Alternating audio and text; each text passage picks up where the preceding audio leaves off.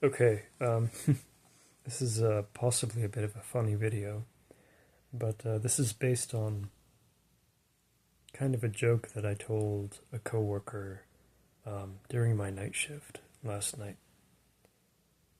So I'm going to make a couple quick points or illustrations for you, and then I maybe will attempt to make a general point. And by the way, I woke up from a deep nap, so if I trip over my words a little bit, then, well, I'm sorry about that, but I'm not really rehearsing the contents of this video. They're based on a couple quick notes I scribbled in a notepad. And that's about it. Okay, so imagine that there are two poor friends and they go out to eat. Between them, there's only enough money for one egg roll, okay? So one friend, he's sort of the larger, more muscular and imposing friend, says, "Man, we don't have that much money. I know what we should do. I'll get the egg roll, and you can just imagine the act of eating an egg roll."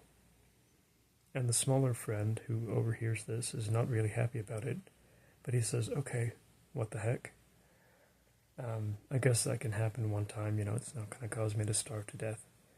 So they both go to a man selling egg rolls, and that's exactly what happens.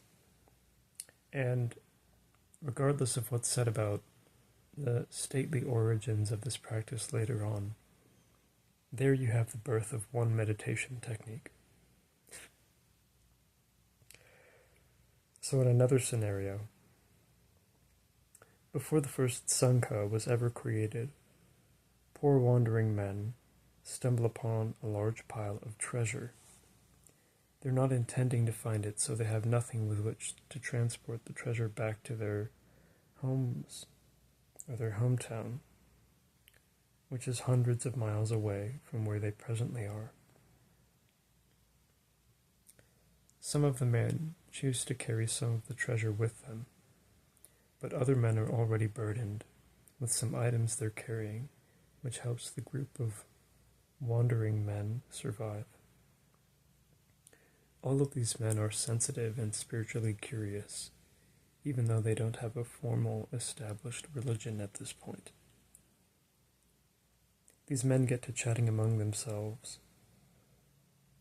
They conclude that while they can't really take back even 10% of the treasure they've stumbled upon, they notice that their breath never leaves them, or their breathing never leaves them.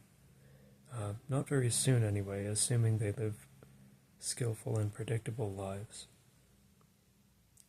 So they start to come up with techniques through which to anchor their attention to their breathing, or the sensation of what certain aspects of their bodies feel like.